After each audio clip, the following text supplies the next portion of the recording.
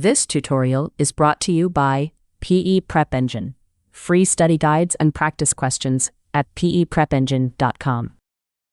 Topic 2 of Week 4, Pump Efficiency and Shaft Power.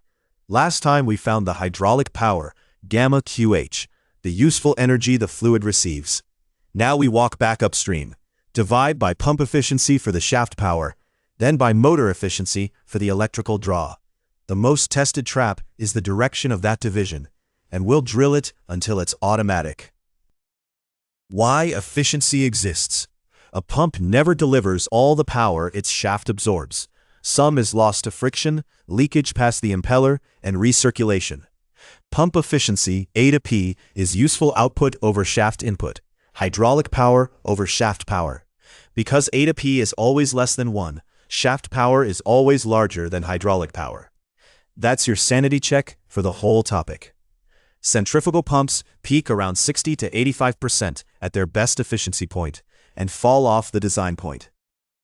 Get the form you'll actually use. You usually know the duty points and need the shaft power, so solve once. Shaft power equals hydraulic power divided by pump efficiency, gamma QH over A to P. This is brake power, in US units brake horsepower, bhp. Dividing by a number less than 1 makes the result bigger. At A to P of 0.75, that's hydraulic power times 1.33. That 33% increase is the pump loss. Add the motor. The motor loses energy too, to its windings, bearings, and cooling. Motor efficiency, A to M, is the shaft power it produces over the electrical power it draws.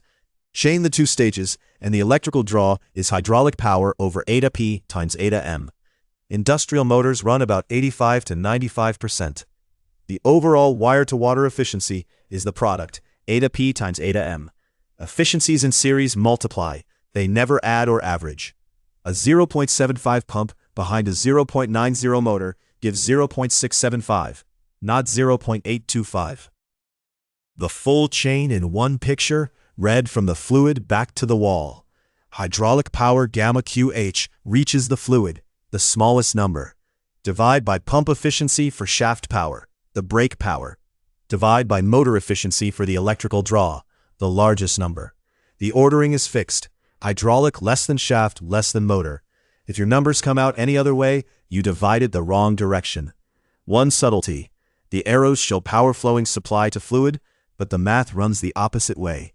You start from the fluid demand and divide upward to size the motor. The variable table for every efficiency problem. Hydraulic power, carried over from topic 1. Shaft power, also brake power or brake horsepower.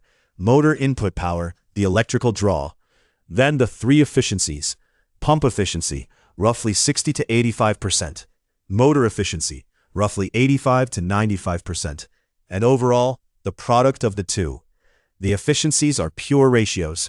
Every power shares units, so pick watts or horsepower and stay there. Worked problem. We reuse topic 1's duty point. A pump delivers 10.2 kilowatts of hydraulic power, which is 13.6 horsepower. Pump efficiency, 0.75. Motor efficiency, 0.90.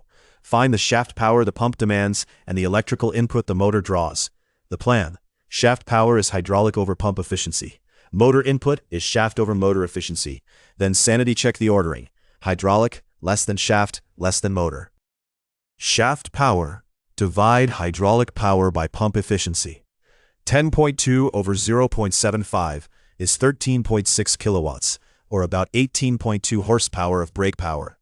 The shaft power is 33% larger than the hydraulic power. The pump's loss as a markup. We divided, so the number went up. Multiply by 0.75 instead, and you'd get something smaller than hydraulic power, which is physically impossible. That's the alarm bell. The motor's electrical input. Divide the shaft power by the motor efficiency. 13.6 over 0.90 is 15.1 kilowatts. Or go straight from hydraulic power through both efficiencies. 10.2 over 0.675. Same, 15.1. The overall efficiency is 67.5%. The final ordering checks out. 10.2, 13.6, 15.1. You then specify a motor at the next standard size above this draw, never below. The trap that sinks efficiency problems: which way to divide. Going upstream toward the power source, you divide by efficiency and the number gets bigger. Going downstream toward the fluid, you multiply and it gets smaller. On the exam, you almost always go upstream. Given the duty, size the driver, so you almost always divide. The physical anchor never lies. Hydraulic less than shaft less than motor. If your shaft power lands below hydraulic power, you multiplied when you should have divided. The mnemonic: useful is least. 3 more point losers. 1. Adding efficiencies instead of multiplying. A 0.75 pump and a 0.90 motor give 0.675, not their average. 2. Confusing brake power with hydraulic power. Brake horsepower is the shaft side, gamma QH the fluid side, so read the curve's axis label. 3. Forgetting which efficiency the problem gave you. Pump efficiency stops at the shaft, while overall or wire-to-water already includes the motor. Read the stem. Motor input or kilowatts billed means use both. Brake horsepower means stop at pump efficiency. Bookmark the pump power page. It holds the whole chain. Pump efficiency is hydraulic over shaft. Shaft power is gamma QH over eta P. Motor input is gamma QH over eta P times eta M. Overall efficiency is the product. Multiply, never add. The one thing the handbook doesn't print is the direction rule. Divide going upstream, multiply going downstream. That you carry in your head.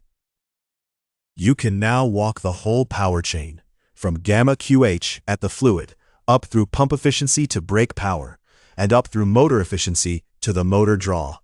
Always dividing, always growing. In topic 3, we step away from power and pick the right machine. Specific speed, the index that tells you whether a radial, mixed flow, or axial impeller fits a given speed, flow, and head. The full study guide, with every equation and common exam trap, is free at peprepengine.com. Link in the description. Machine design, HVAC, structural, civil, and electrical series are coming soon. Subscribe so you don't miss them.